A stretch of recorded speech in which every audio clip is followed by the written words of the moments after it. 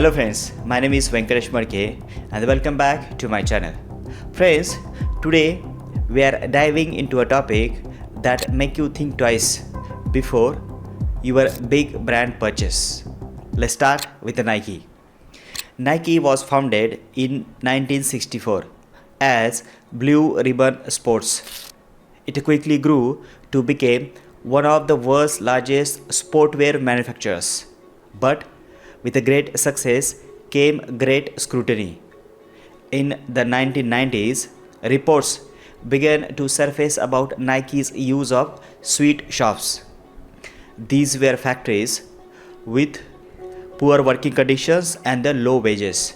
Suddenly, the swoosh wasn't looking so cool anymore. So, what exactly is a sweatshops?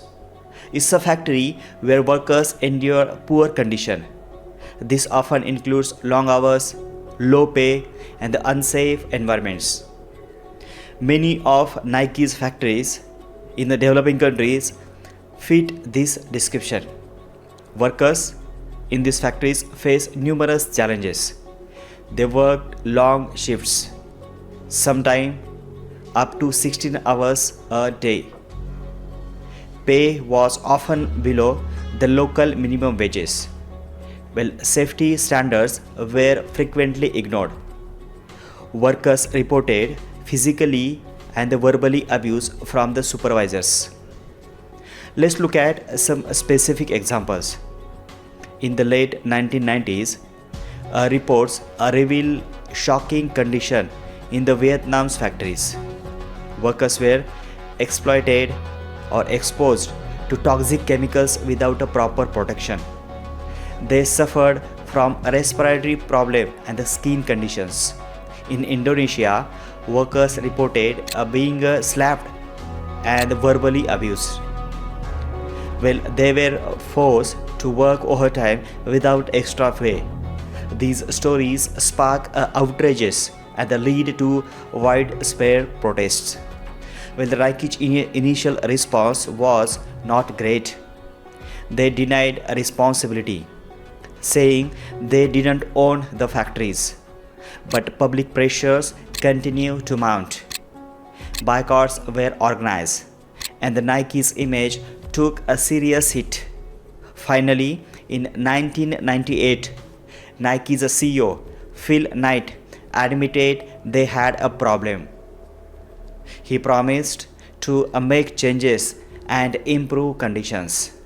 So, did Nike keep its promises? Well, it's complicated. The company has made efforts to improve its practices. They have increased the minimum age requirement for workers. They have also improved the air quality in the factories. Nike now publish a list of all factories. This allows for greater transparency and accountability. But problem persists. In 2017, workers at a Nike's factory in the Vietnam went on strike. They were protesting poor working conditions and the low wages. In year 2019, report found that workers in some Nike factories still face abuse. It's important to note that Nike isn't alone in this. Many large clothing and the shoe companies face similar issues. The problem is deeply rooted in the global supply chain. Companies chase low productivity cost or production cost to maximize profit.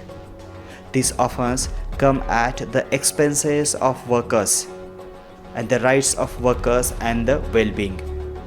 Now, let's talk about Nestle and their controversial water practices. Nestle is a name we all know. Sweet chocolate, coffee, and yes, bottled water. But did we know they are one of the largest water bottling company in the world? It's true, and it's not without its fair share of the problems. Let's start with the basics. What is a water privatization? Simply put, It's when private companies take control of water resources. Sound harmless, right? But here is where it gets tricky. Water is a basic human need, essential for life. Should companies be allowed to profit from something so fundamental? Nestle has been bottling water from various sources around the globe. They often target small towns and the rural area for their operations. One famous case is in Michigan, where they pump millions of water when the local residents have protested, saying it's hurting their water supply. But Michigan isn't the only place facing this issue. In California, during severe drought, Nestle continued to bottle water. They argued they had the right to do so, even as residents face water restrictions. These raise question about priorities, profit or people's need. Now, let's talk about the environmental impact. Plastic bottles are a major source of pollution. Millions end in the landfills and the oceans every year. Nestle had made promises to use more recycled plastic, but critics says it's not enough to offset the damage already done. What about the quality of bottled water? Many assume it is better than tap water. However, studies have shown this isn't always true. Some bottled water is just a filtered tap water. You might be paying a premium for something you can get at home for free. Nestle has faced legal challenges in several countries. In Pakistan, they were accused of depleting groundwater resources. Similar issues have come in the Brazil and the Canada. These causes highlighted the global nature of the problem. Now, let's discuss the topic that's been making headlines: Amazon's warehouse conditions. Have you ever wondered what goes on behind those massive warehouse doors? Let's start with a quick overview of Amazon's rise. From humble beginning as an online bookstore, is now a global e-commerce giant. But this success hasn't come without controversy, especially when it comes to workers' treatment. First, let's talk about the physical demand of the job. Amazon warehouse workers, or associates as they called, are on their feet for long shifts. They are often required to lift heavy items and meet strict productive quotas. These quotas can be so demanding that some workers report skipping bathroom breaks. One former employee, John, shared his experiences with us. He said, "I felt like a robot. Every move was timed and monitored." Well, John's story isn't unique. Many workers report feeling constant pressure to perform. Now, let's look at the technology Amazon uses to track productivity. They have a system called Time of Task. This system monitors how long workers are away from their stations. If a worker exceeds their allotted time of task, they can face disciplinary action. Critics argue this system is too rigid and that doesn't account for human needs. Let's move on to workplace safety, another major concern. In 2019, Amazon reported 14,000 serious injuries in its warehouse. That's nearly double the industry average. Why such high number? Some point to the pressure to meet the quotas. When workers rush, they are more likely to get hurt. Amazon has made efforts to improve safety, like its Working Well program. These programs includes physical and the mental activities, wellness exercises, and the healthy eating supports. But again, critics say these measures don't address the root cause: intense productivity demands. Now, let's talk about union efforts. In the April 2022, workers at a Staten Island warehouse voted to form Amazon first US union. This was a significant moment in the fight for workers right at the Amazon. But the road to union hasn't been smooth. Amazon has been accused of using aggressive tactics to discourage union formation. Now, let's dive deep into the world of Coca-Cola. We will explore its health impact and some of marketing controversies that have surrounded this iconic brand. Coca-Cola has been a part of our lives for over a century. But what do we really know about its effect on our health? Let's start with the basics. What actually is a can of Coke? The main ingredient of carbonated water, high fructose, caramel color, and the phosphoric acid, and of course caffeine. That might not sound too bad, but let's break it down further. First up, sugar content. A single can of Coca-Cola contains about 39 grams of the sugar.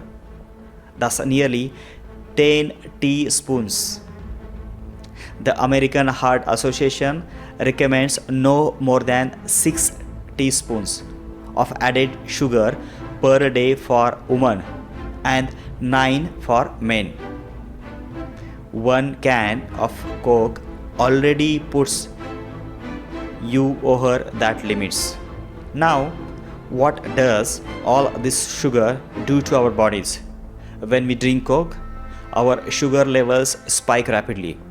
This causes our pancreas to release insulin to bring those sugar levels back down.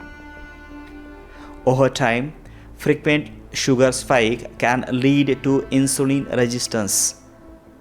This is a precursor to type 2 diabetes. But sugar isn't the only concern when it comes to Coca-Cola and the health. Let's talk about tooth decay. The condition or the combination of sugar and the phosphoric acid in a Coke is a nightmare for your health. This acid erodes tooth enamel while the sugar feeds harmful bacteria in your mouth.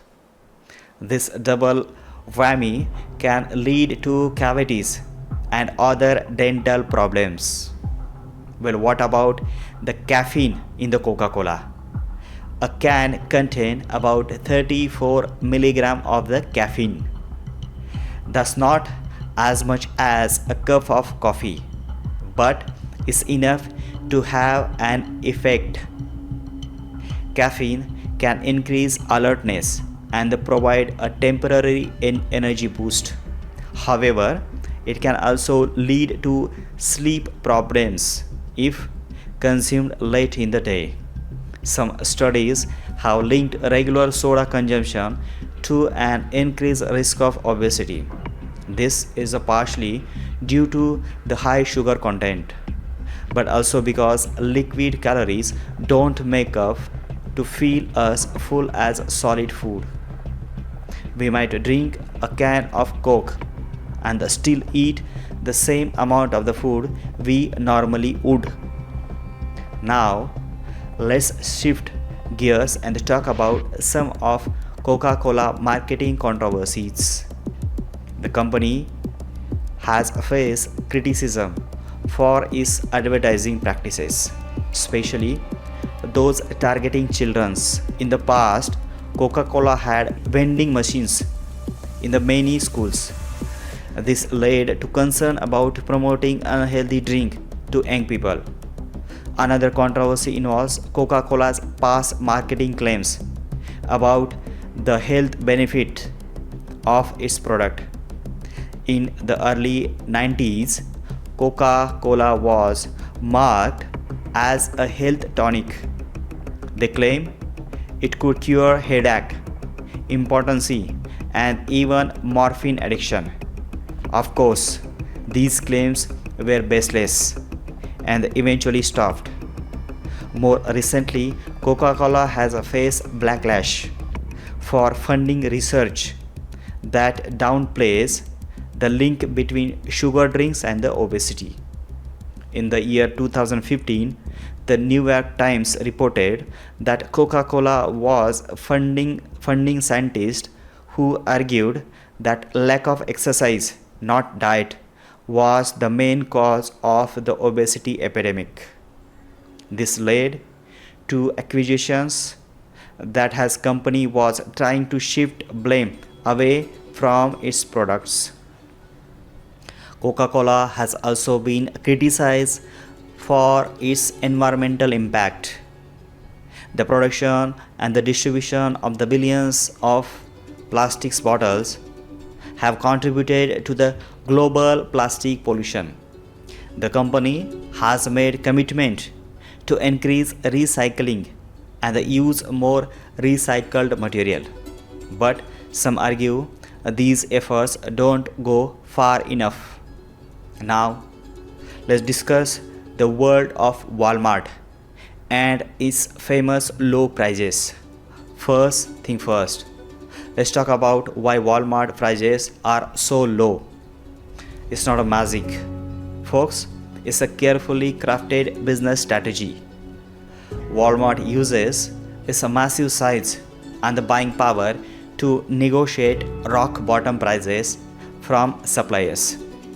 This means they can sell products cheaper than many of their competitors. Sounds great, right? Well, it's not that simple. Let's look at how these low prices affect our local communities.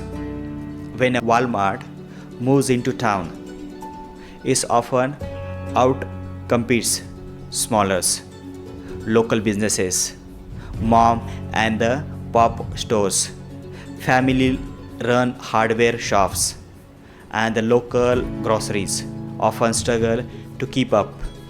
Many end up closing their doors for good. This can change the entire landscape of the community.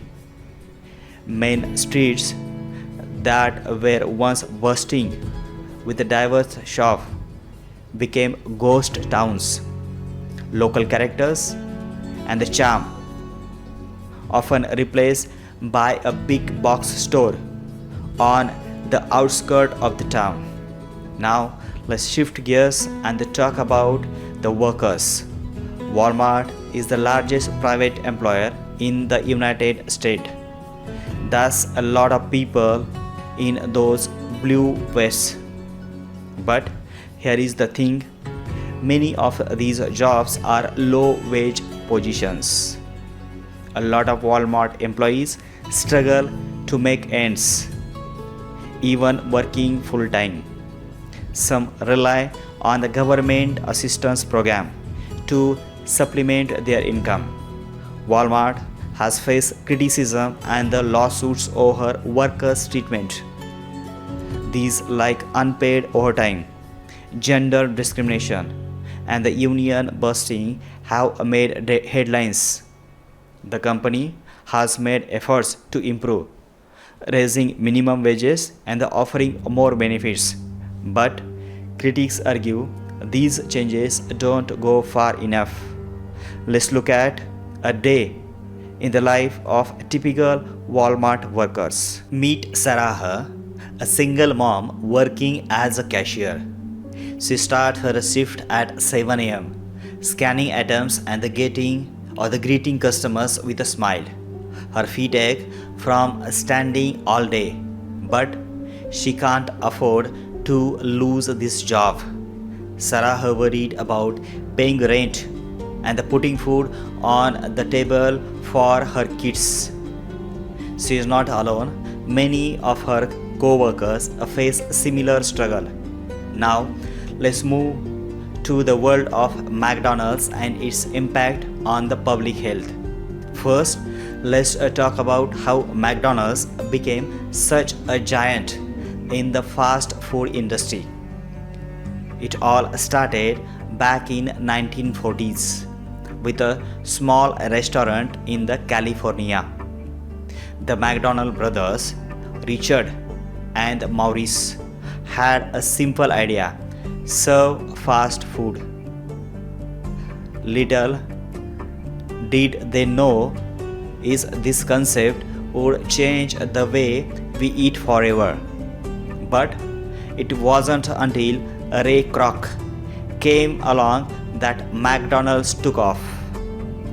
He saw the potential and turned into a global empire. By 1967, there were over 1,000 McDonald's restaurants. Today, there are more than 39,000 locations in over 100 countries.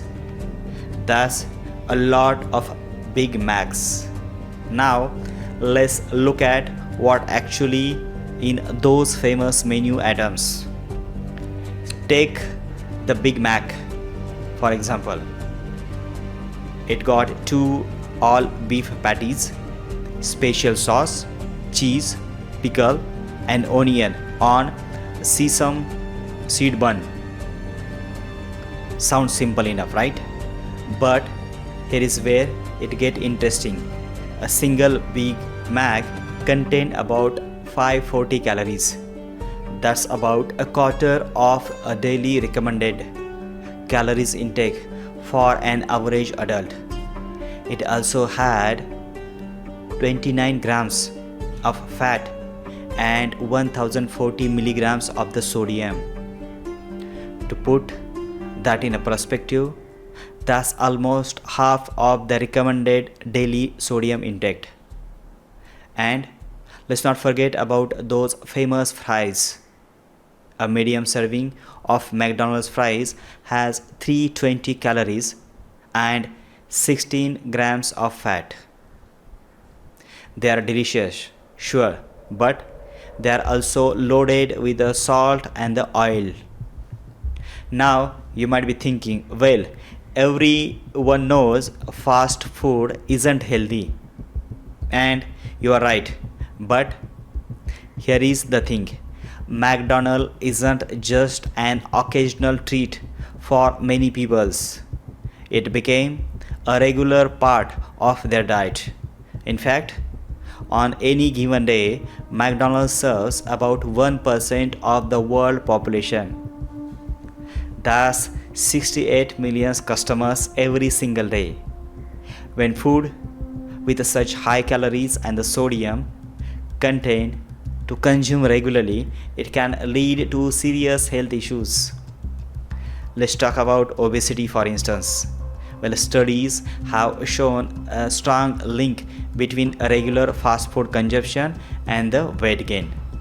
In the United States alone, where McDonald's is the most prevalent, more than 40% of the adults are considered obese.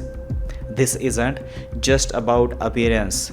Obesity can lead to heart disease, diabetes, and other serious health conditions. But it's not just about what's in the food, it's also about how it marketed. McDonald's has been criticized for targeting children with their advertising. The Happy Meal, introduced in the 1979, has been particularly controversial. Critics argue that by including toys with the meals, McDonald's create a lifelong association between fun and their food. In the 2010, San Francisco even banned restaurants from including toys with a meal that didn't meet certain nutrition standard. This was a direct response to concern about childhood obesity.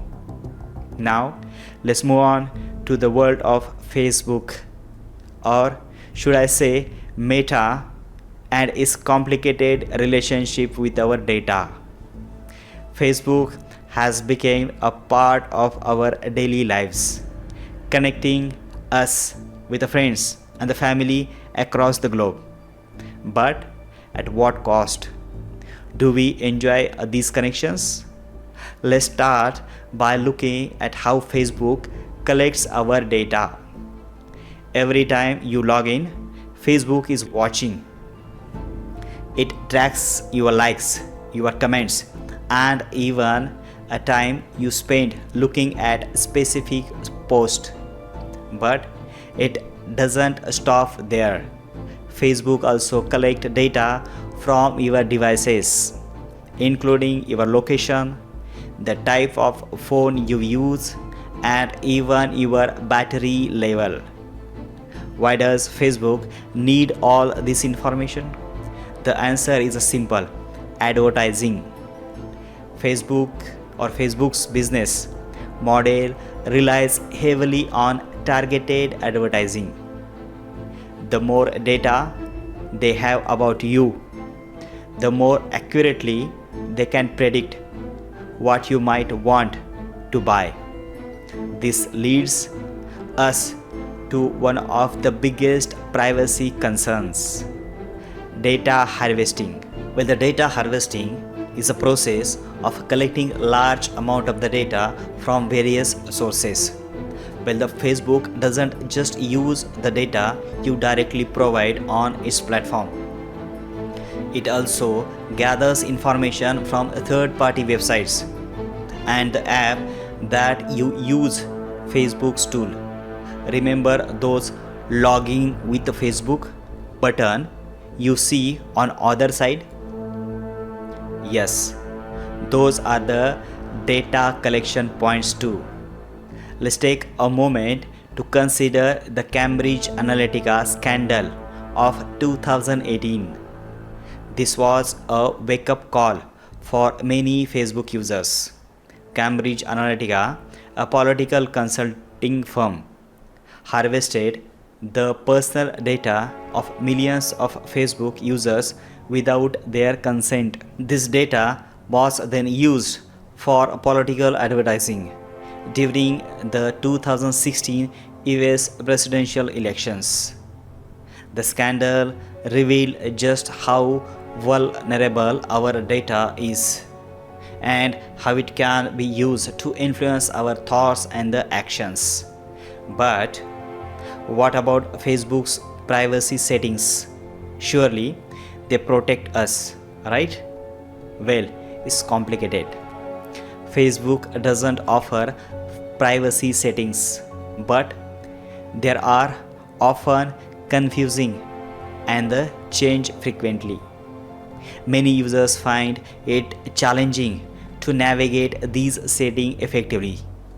Moreover, even when you think you are locked down your privacy, Facebook default setting often lean towards sharing more rather than less.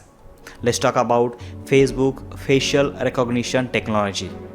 This feature can automatically identify you in photos and the videos. While it might seem convenient, it raises serious privacy questions. What if this technology falls into the wrong hands?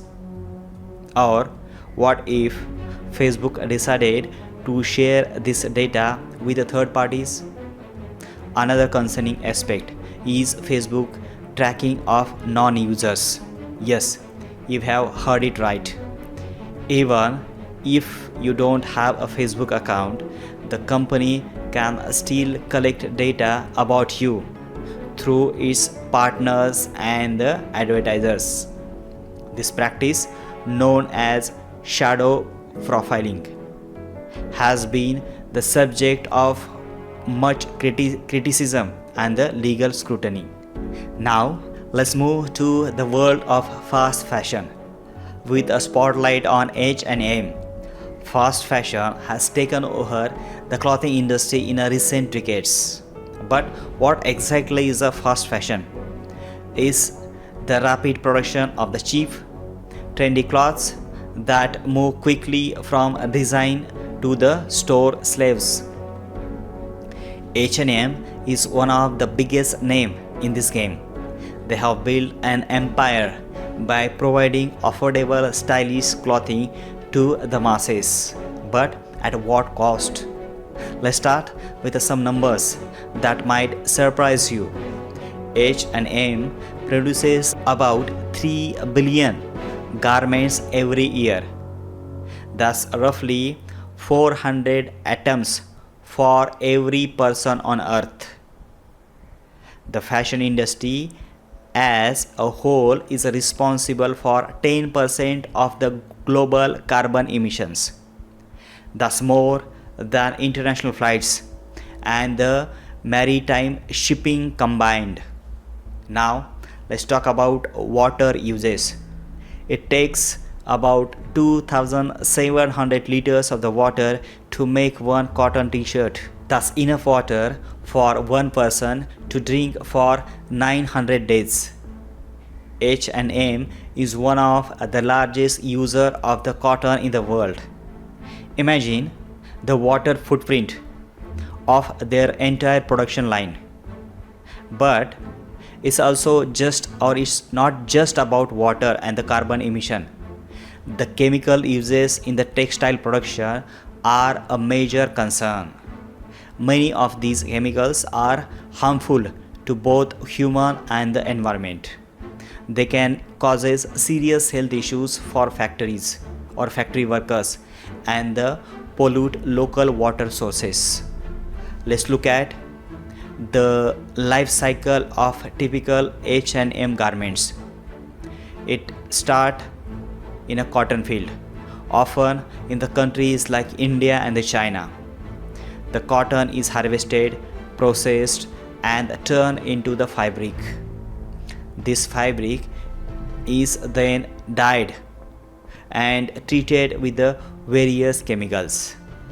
The finished product are shipped around the world to H&M stores.